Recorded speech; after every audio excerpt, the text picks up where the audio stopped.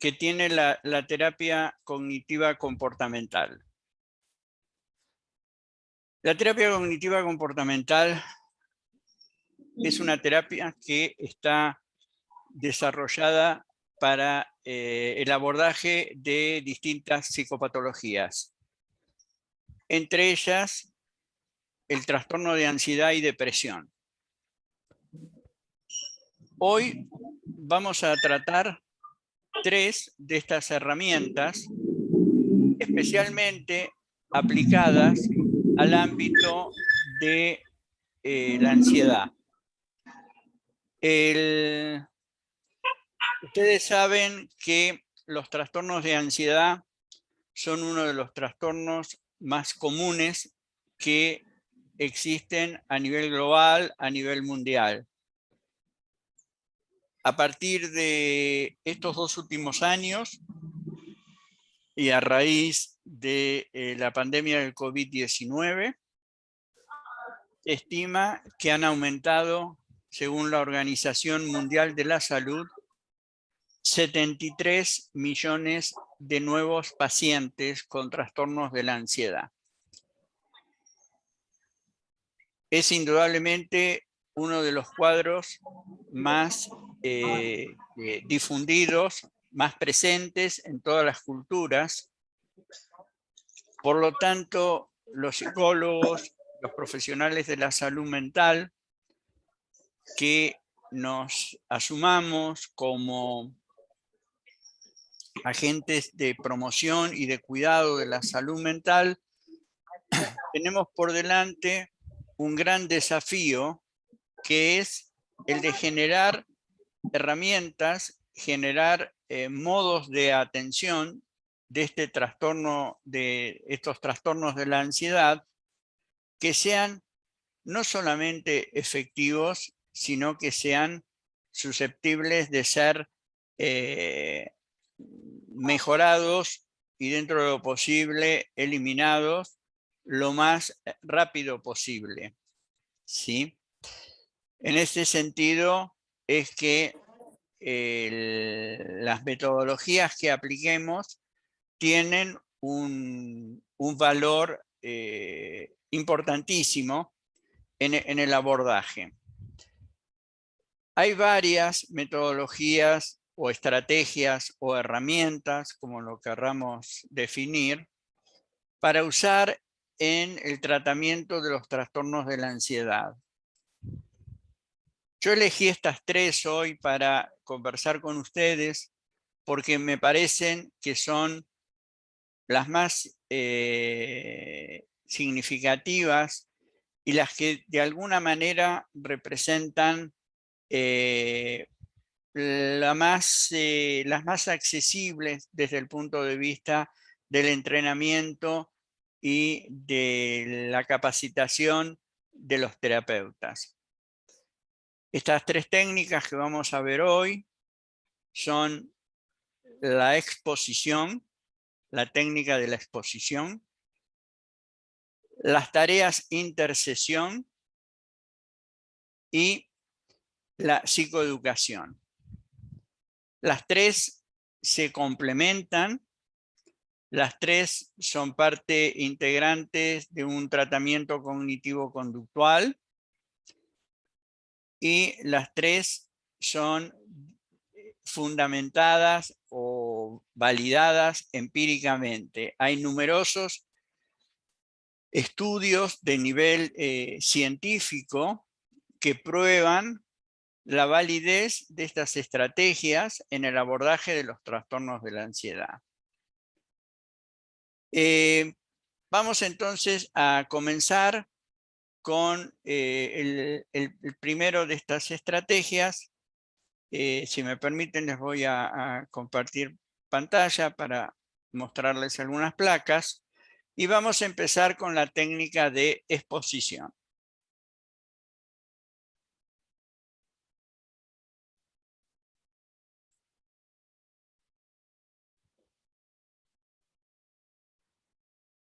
Bien.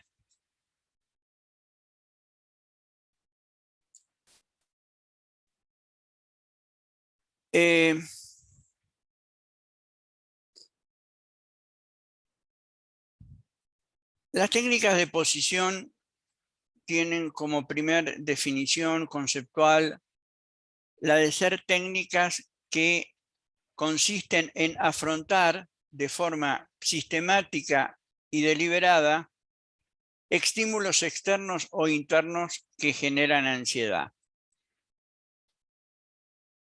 Dentro de la sabiduría popular, escuchamos muchas veces decir a personas que aconsejan a alguien que está sufriendo un problema de ansiedad, le dicen, vos lo tenés que enfrentar, no tenés que tener miedo, vas a ver que de a poco se te va a ir pasando, y estimulan, digamos, a que las personas que sufren un trastorno de ansiedad se expongan a dicho estímulo. Lo que pasa que este tipo de aseveraciones son parcialmente ciertas, porque si bien es correcto que la exposición a un estímulo que provoque ansiedad va a lograr una disminución, también sabemos que de acuerdo a la forma en que lo hagamos, a la estrategia, vamos a ver que puede ser de utilidad para superar la ansiedad o puede ser una forma de reforzar o incrementar el trastorno de la ansiedad. Por eso es que tenemos que ser cuidadosos al momento de aplicar esta técnica para hacerla del modo correcto. Vamos a ir viendo en qué consiste el modo correcto de exposición de los pacientes a la ansiedad. Permítame antes que les ilustre con que la exposición no consiste en una sola forma de abordaje, no consiste en una sola manera de hacerlo, y por ende hay distintas formas. Como ven en la placa, hay exposiciones que se realizan en vivo, hay exposiciones que se realizan con técnicas de imaginación. Hay otra modalidad de exposición que trabaja con las sensaciones interoceptivas. Tenemos distintas modalidades de exposición de acuerdo a los elementos que utilicemos, ya sea una ayuda audiovisual, ya sea escritura o juegos, o usemos técnica de realidad virtual o exposición mediante el role-playing. Todas estas diferentes formas de trabajar la exposición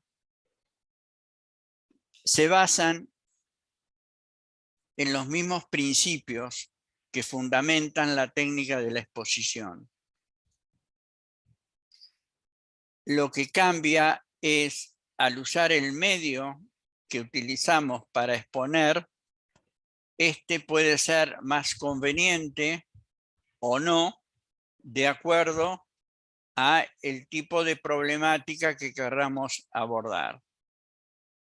Por ejemplo, si yo tengo un paciente que sufre de ansiedad cuando está en situaciones de exposición a ámbitos abiertos, donde siente que no puede controlar ese ámbito, por ejemplo, salir a la calle, podríamos usar la exposición en vivo del paciente.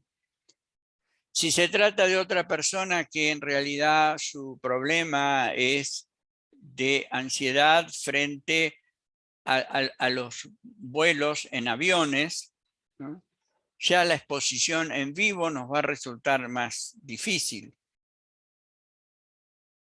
Años atrás, cuando no teníamos algunas modalidades, usábamos la imaginación, la técnica de la imaginación.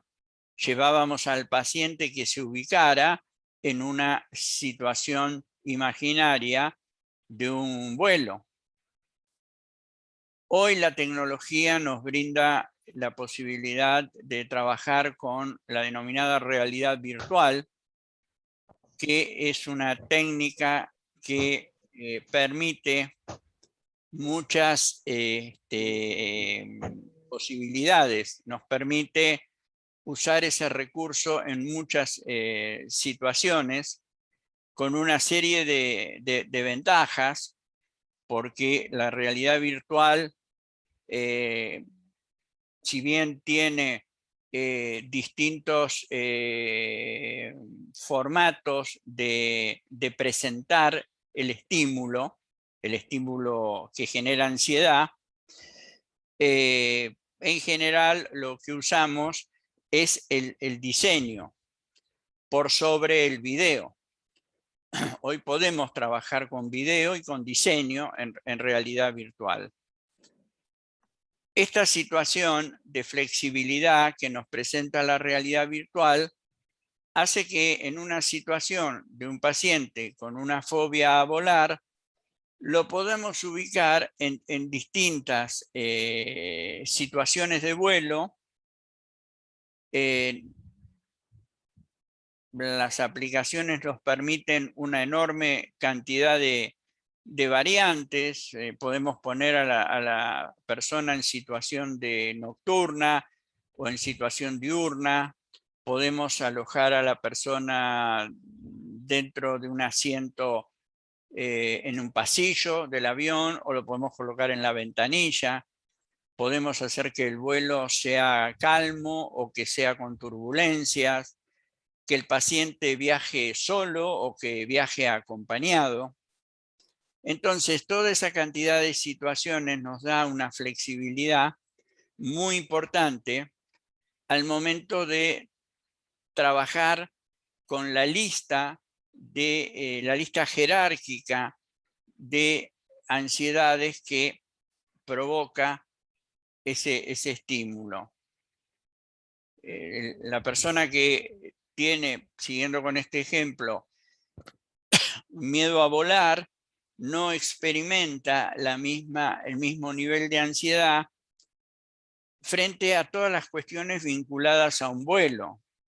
Por ejemplo, va a tener más ansiedad cuando sube al avión que cuando sale de su casa rumbo al aeropuerto, cuando está llegando al aeropuerto.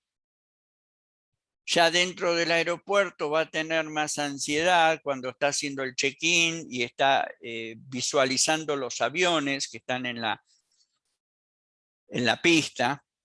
Va a experimentar más ansiedad que la que experimentó cuando salía de su casa, por ejemplo. Entonces, todos esos diferentes grados de ansiedad nos permite hacer una suerte de jerarquía con la cual vamos a ir trabajando en las diferentes exposiciones.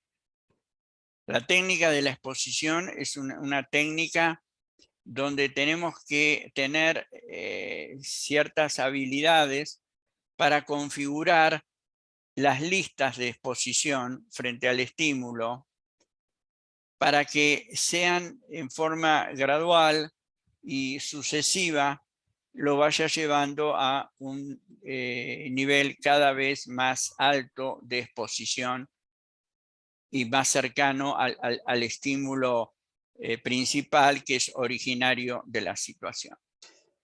Entonces, como vemos, todas estas distintas modalidades de exposición nos permiten ajustarlas a la realidad que nos presenta cada paciente. Es decir, de acuerdo a la situación, vamos a elegir la modalidad que mejor se adecue. A veces también hacemos un mix de técnicas porque hay algunas situaciones que se adecuan mejor a trabajar con cierta forma de exposición, y dentro de ese proceso puede haber otras situaciones donde resulte más adecuado usar otra técnica de exposición. En eso no hay problemas. También podemos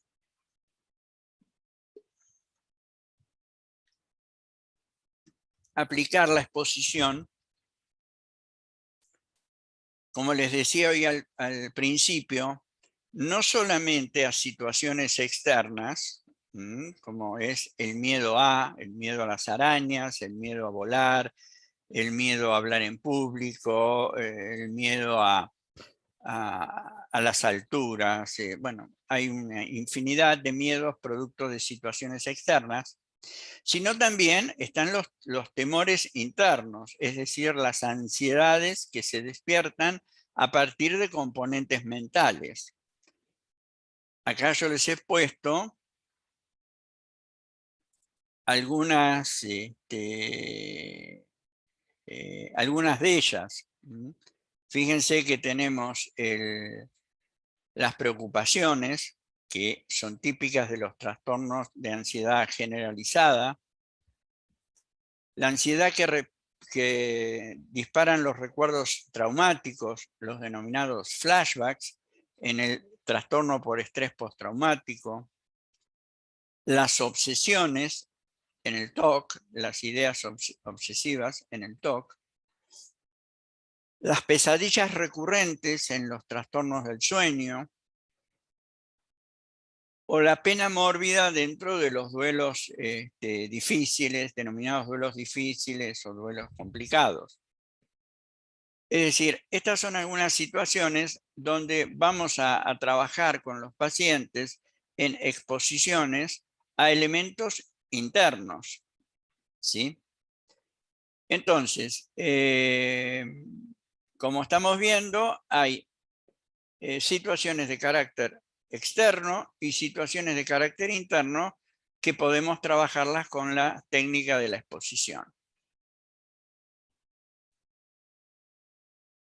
Vamos a detenernos un poco, un momento, en por qué es eficaz la exposición como técnica de tratamiento de los trastornos de la ansiedad.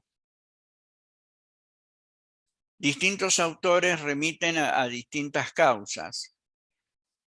Probablemente todas tengan algo de participación y todas tengan que ver con el resultado final de la extinción, de la desaparición de la ansiedad.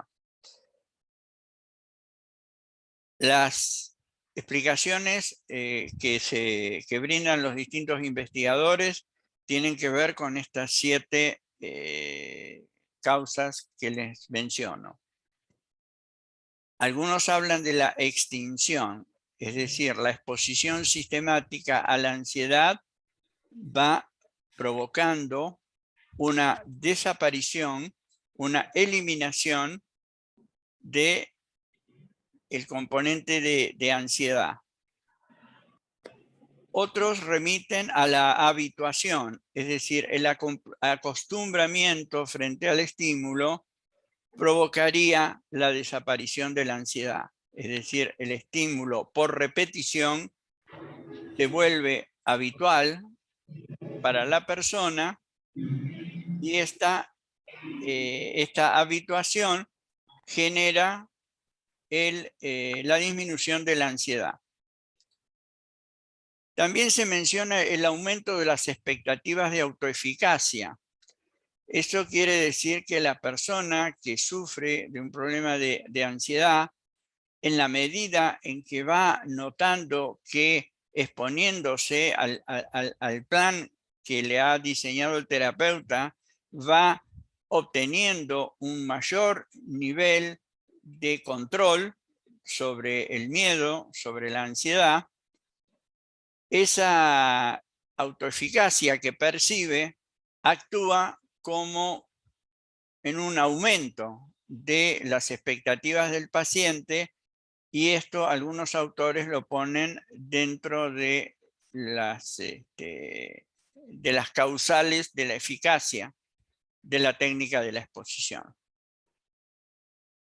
También el aumento de las expectativas de mejora, es decir, el hecho de que el paciente vaya viendo que en forma sistemática va mejorando en el manejo de su ansiedad, aumenta sus expectativas de mejoramiento, y esto incide, digamos, sobre el control positivo de la ansiedad. También otros autores citan la disminución de las interpretaciones amenazantes. Es decir, la persona que sufre un trastorno de ansiedad suele hacer siempre una interpretación catastrófica, una interpretación amenazante de lo que puede suceder si afronta el estímulo que dispara su ansiedad. Los pacientes hablan de que frente a una situación que les despierta ansiedad, el miedo a descomponerse, el miedo a un ataque cardíaco, el miedo a volverse loco, es decir, distintas clases de temores que se movilizan frente a la idea de que si afronta el estímulo, va a suceder eso. A medida que va trabajando en el plan de exposición, lo que va viendo el paciente es que eso no sucede, que las interpretaciones amenazantes en realidad ninguna se cumple. Nada de lo que temía inicialmente sucede, y eso actúa, digamos, en la disminución de las interpretaciones amenazantes que pueda hacer en el futuro. Cada vez van disminuyendo, y eso conduce a la disminución de la ansiedad. El procesamiento emocional es otra de las causas que se le atribuye a la técnica de exposición, como que es una estrategia que permite que el paciente en ese proceso de confrontación procese emociones de carácter negativo, y que en ese procesamiento vaya entendiendo el carácter del proceso emocional que se va realizando, en el cual está involucrado el paciente. Y por último, la aceptación emocional, que es otra de las causas que suelen citarse como explicación del porqué de la eficacia de la exposición. Por aceptación emocional, precisamente, se refiere a no negar aquello que estamos sintiendo y aceptarlo como parte que participa de esa situación, de ese presente, y que en sí mismo no representa ni conduce a nada malo. Es algo así, la aceptación emocional es algo que es lo que suele trabajarse mucho desde las técnicas autocontemplativas, como el mindfulness, que hace que la persona se contemple a sí mismo en sus sentimientos, en sus emociones, y no las juzgue, no las critique, no las rechace, sino que simplemente las contemple. Vea que están, que acepte que están, y ese proceso de aceptación emocional, algunos autores lo ponen dentro de esta lista que le estoy mencionando, de una de las razones por las cuales la exposición es eficaz.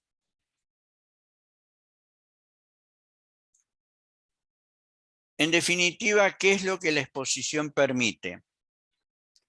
La técnica de la exposición permite varias cosas. Una es aprender a romper la asociación entre estímulos y reacciones emocionales. Es decir, poder aprender a que esa conexión que tiene el estímulo con lo que el paciente siente no es una conexión indisoluble, no es una conexión hecha a fuego, sino que es una conexión que tiene un cierto grado de debilidad y que esa conexión puede aprenderse a irla rompiendo.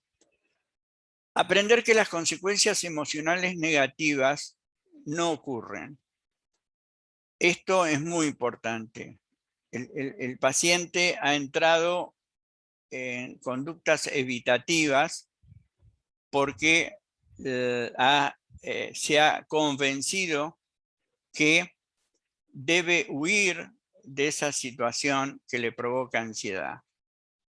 Que la forma más adecuada de enfrentar ese miedo es la evitación.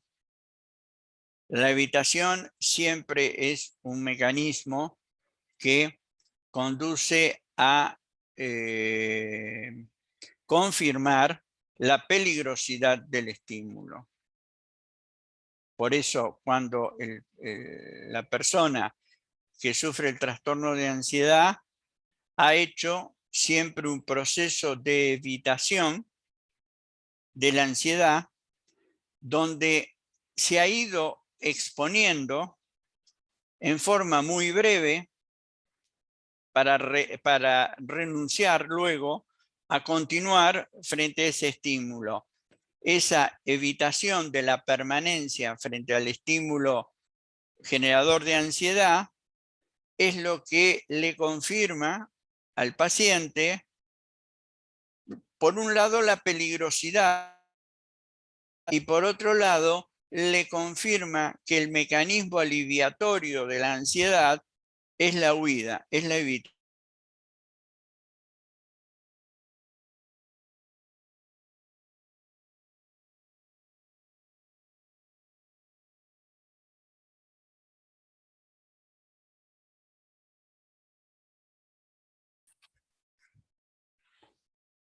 Entre el estímulo y la respuesta. Hugo, dejaste de compartir pantalla. ¿Por qué? A ver, perdón. A ver.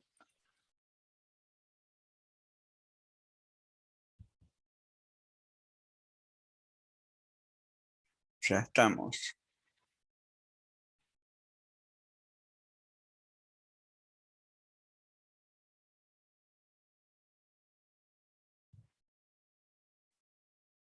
¿Hemos vuelto ahí? ¿Está bien? Ahí estamos. Bien. Lo que les estaba comentando es que en este segundo punto, que es el aprendizaje, que las consecuencias emocionales negativas no ocurren, es uno de los resultados más importantes que tiene esta técnica para obtener la disminución de la ansiedad. Porque el paciente siempre anticipa una situación negativa que es la que refuerza la evitación. Al no producirse esa consecuencia, al no producirse ese efecto, digamos, porque lo que él teme no sucede, eso logra que el paciente vaya entendiendo que esa creencia que tenía no es la correcta. Aprender que uno puede tolerar las reacciones emocionales negativas anticipadas que no ocurren. Esto, a diferencia del anterior, es decir, el paciente en la anterior, en la número 2 que les nombraba, el paciente ve que no ocurre lo que él teme que vaya a ocurrir. En la número 3, lo que él descubre que puede tolerar la reacción emocional que se le provoca en forma anticipada frente al estímulo, ¿no? Es decir, no sé, el paciente entra en miedo en una situación que tiene que entra a un restaurante, supongamos que el paciente tenga una ansiedad desmedida, una ansiedad de tipo fóbica frente a las salidas a comer afuera o a los restaurantes porque ha sido víctima de un robo, por ejemplo. Así como en el 2 aprende que la consecuencia emocional negativa, que sería el miedo a ser asaltado, no ocurre, en el 3 lo que aprende que ese miedo, mientras está transcurriendo la acción, supongamos mientras está comiendo en el restaurante, no lo desborda, es decir, puede tolerar esa reacción emocional que anticipaba. Por último, el 4, controlar los propios impulsos a la evitación. La ansiedad es un estado mental que tiene un doble compuesto. Por un lado, es un estado afectivo, es un estado emocional, la ansiedad, ¿sí? Pero también es un impulso a, es decir, el experimentar ansiedad nos impulsa a generar determinados comportamientos. Por eso ese impulso es el que está siempre presente en la evitación conductual, ¿no? Es decir, controlar ese impulso a la huida es fundamental en el proceso de exposición. Y ese es uno de los objetivos que nosotros tenemos que tener. Ahora después, cuando veamos cómo trabajamos con la técnica de la exposición, una de las cosas que tenemos que tener mucho cuidado es precisamente en este punto, en controlar los propios impulsos a la evitación del paciente, porque puede ser que el paciente controle el impulso motor a la evitación. Es decir, supongamos, le proponemos de hacer una tarea X y el paciente la hace o la intenta hacer o la hace concretamente y podríamos decir, bueno, acá estuvo superado el impulso a la evitación. Pero puede suceder que no sea así. El paciente lo hizo y cuando le preguntamos, bueno, ¿cómo estuvo? ¿Cómo le fue en esa tarea que le habíamos propuesto? Y le decimos dónde estaba tu cabeza en ese momento, qué pensabas. Y por ahí el paciente nos dice, y yo lo que hacía era para no tener tanto miedo, estaba pensando en lo que iba a hacer una vez que termináramos con este ejercicio. Es decir, el paciente estaba evitando mentalmente participar de la situación, no físicamente, pero sí mentalmente, lo cual lograba que le disminuyera la ansiedad, pero no aplicando la exposición, sino aplicando la evitación, ¿sí? Que es precisamente lo que no queremos, que el paciente evite, ¿sí? Bien, vamos a ver ahora entonces la exposición en vivo.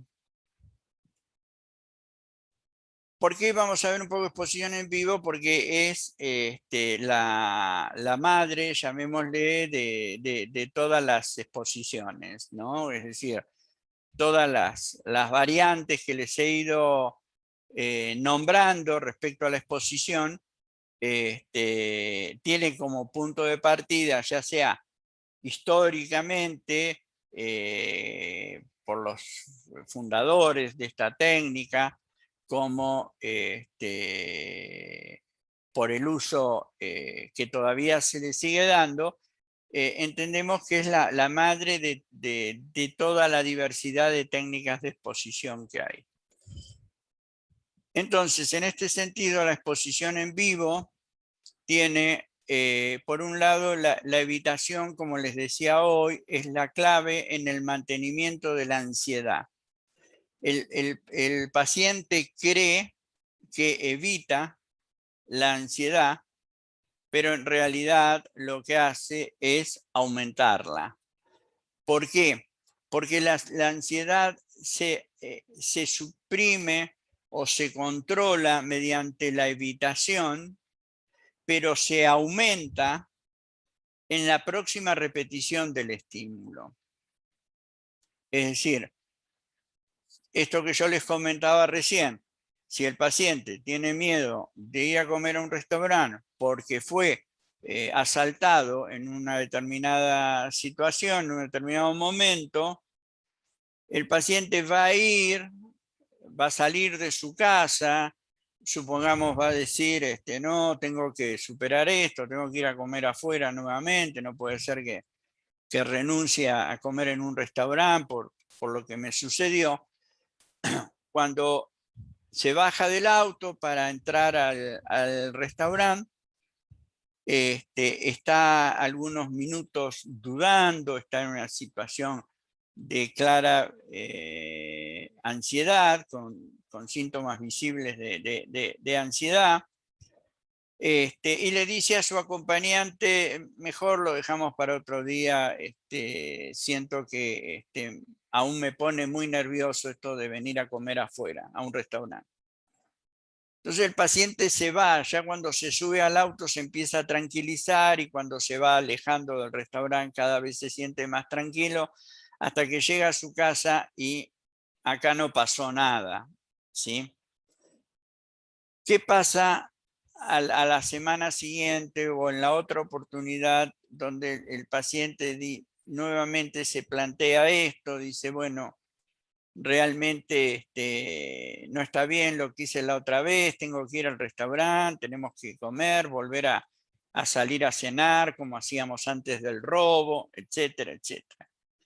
Se suben al auto, van con su pareja, llegan al restaurante, pero probablemente ya esta persona antes de bajarse, a diferencia de lo que había sucedido en la vez anterior, donde había bajado pero no había podido entrar, acá antes de bajarse ya empieza a sudorar las manos, empieza a tener palpitaciones, empieza a sentir cada vez peor, le dice a su compañero o compañera, mirá, siento que me voy a desmayar o me siento muy descompuesto, realmente no creo que yo pueda comer en estas condiciones, mejor nos vamos.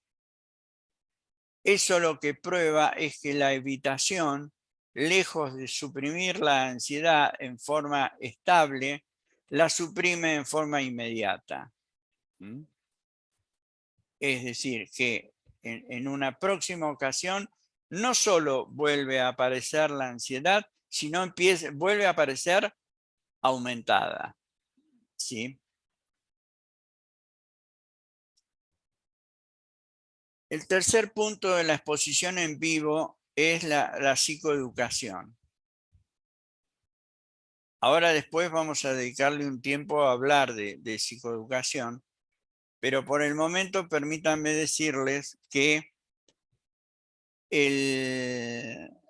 la psicoeducación es la técnica que consiste en explicar al paciente las razones, los mecanismos que sostienen su problema, pero no de una forma académica, no en forma de una clase, sino en una forma vivencial donde podamos enseñar al paciente cómo eso que estamos explicando se muestra, se manifiesta en su comportamiento. Entonces, el paciente va a empezar a entender cómo opera su comportamiento, merced a ese trabajo que vamos haciendo de psicoeducación. La psicoeducación es siempre una técnica que, como la gran mayoría de las técnicas en terapia cognitivo-comportamental, las usamos interrelacionadas en forma simultáneas y a lo largo del tratamiento. A veces las personas interpretan mal creyendo que la psicoeducación es una primera fase del tratamiento, como que arrancamos por la psicoeducación y una vez que dimos todas las explicaciones, el tema, la técnica en sí está terminada y ya no se usa más. No, nosotros a lo largo de toda la terapia usamos la psicoeducación como las técnicas de exposición o como vamos a ver dentro de un rato, con las tareas de intercesión. Son técnicas que permiten, digamos, trabajar los trastornos y se los utiliza, se las aplica en forma simultánea en el conjunto, en su conjunto.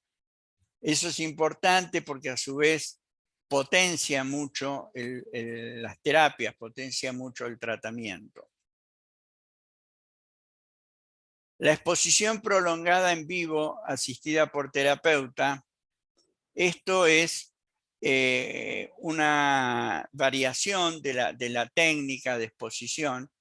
Generalmente la exposición transcurre en un periodo de tiempo que puede oscilar entre unos pocos minutos y un tiempo bastante más prolongado que puede llegar a la media hora, a los 40 minutos de exposición. Esa es la exposición en vivo normal o común, ¿no? Después tenemos una variación de la exposición en vivo que es la exposición prolongada. La exposición prolongada, como dice la expresión, la palabra, es una exposición mucho más larga y se aplica especialmente en determinadas situaciones o en determinadas patologías. Es decir, la exposición en vivo prolongada es la herramienta que más usamos en el tratamiento obsesivo compulsivo, ¿sí? A veces una sesión de terapia en un tratamiento obsesivo compulsivo puede llegar a tener una duración de 1 hora y media, 2 horas. Es decir, porque cuanto más exponemos al paciente al estímulo, en este caso que estamos tratando de inhibir, de hacer desaparecer, como pueden ser una obsesión, seguida de compulsión, tenemos que lograr ambos elementos, ¿no? La disminución de la intensidad de la idea obsesiva y la evitación de la compulsión. Entonces, tenemos que evitar que, más que evitar, tenemos que lograr que el paciente no evite ciertos efectos que le produce la exposición. Por ejemplo, si estamos trabajando con un caso de un trastorno obsesivo compulsivo de contaminación y le damos una tarea donde tiene que entrar en contacto con algún material que el paciente siente que es un material sucio o contaminante, es importante que la inhibición de la respuesta sea prolongada. ¿Por qué? Porque si el paciente, supongamos, le damos un material, supongamos que trabaja con arena y es un paciente que no tolera la suciedad, entre comillas, que le produce la arena. Si lo exponemos durante un rato a que contacte sus manos con la arena y revuelva sus manos dentro de la arena, y luego terminamos el ejercicio, el paciente no va a tolerar la inhibición de la respuesta y se va a ir a lavar las manos al minuto que termine el ejercicio de exposición al contacto con la arena. Entonces por ahí necesitamos, bueno, lo hacemos trabajar con arena y después por media hora no puede lavarse las manos. Es decir, hacemos que el paciente quede inhibiendo el impulso a la habitación, en este caso sería el impulso a lavar sus manos, durante un tiempo prolongado. Entonces las sesiones necesariamente en algunos casos se vuelven prolongadas, ¿no? Esa es la cuestión de por qué existe una exposición prolongada. Después la exposición con prácticas programadas, que implica una actividad diaria que debe ser registrada por el paciente, ya sea una discusión diaria con el familiar o acompañante. Acá vemos un poco lo que les decía hoy respecto de que las estrategias o las técnicas que usamos en la terapia cognitivo-comportamental suelen entrelazarse unas con otras y tener una aplicación simultánea de diferentes técnicas con un mismo objetivo. En este caso, la práctica programada es una práctica que la instrumentamos a través de una tarea de intercesión, es decir, a través de una TIS. Las TIS son esos, tareas, intercesiones. Vamos a diagramar con el paciente una tarea de exposición para que la haga en la casa y que puede hacerla en forma individual o puede hacerla en conjunto con un acompañante, sea un familiar, un acompañante terapéutico. Es decir, estas tareas programadas tienen todo un desarrollo ya pautado de cuándo lo va a hacer, de cómo lo va a hacer, qué registro va a hacer el paciente de la experiencia para que la podamos ver en la sesión siguiente. Las exposiciones programadas cumplen un papel fundamental en las terapias de ansiedad porque ustedes vieron que una de las causas de la eficacia de la exposición, hace un rato yo les comentaba, tenía que ver con la habituación, tenía que ver con el aumento de la expectativa de autoeficacia, tenía que ver con la extinción, es decir, hay una serie de explicaciones o de teorizaciones respecto a por qué la exposición funciona en el trastorno de ansiedad, que tiene que ver con la repetición de los ejercicios en forma continuada, a veces hasta más de una vez por día. Entonces, obviamente, como tal, la exposición tiene que ser hecha fuera de las sesiones con el terapeuta, ¿sí? Ahí tenemos que programar la tarea, tenemos que hacerle entender al paciente el porqué de la tarea, le tenemos que enseñar, ahora después vamos a ver cómo armamos las tareas de intercesión, y es clave que el paciente entienda por qué le estamos pidiendo que haga determinada tarea, y también tenemos que estar seguros de que el paciente sabe hacer eso que le hemos pedido que haga, ¿sí? Para lo cual tenemos que en la sesión chequear ese conocimiento, es decir, estar seguro de que lo ha entendido. Tenemos también que evaluar el grado de exposición, la tolerancia a la ansiedad que va a tener ese paciente, si es que le vamos a proponer que haga la tarea él solo o que la haga en presencia de un acompañante o un familiar. A su vez, vamos a tener que explicarle al paciente, en caso que haya un acompañante o un familiar, cuál es el rol que va a tener esa persona. para que el paciente le pueda explicar a esa persona cuál es el rol. Es decir, la tarea programada incluye una serie de pasos que es importante que uno los considere al momento de la tarea. Como sucede con muchas técnicas de cognitiva conductual, parecen simples, parecen fáciles de hacer, pero generalmente no es así. Generalmente hay que planearlas bien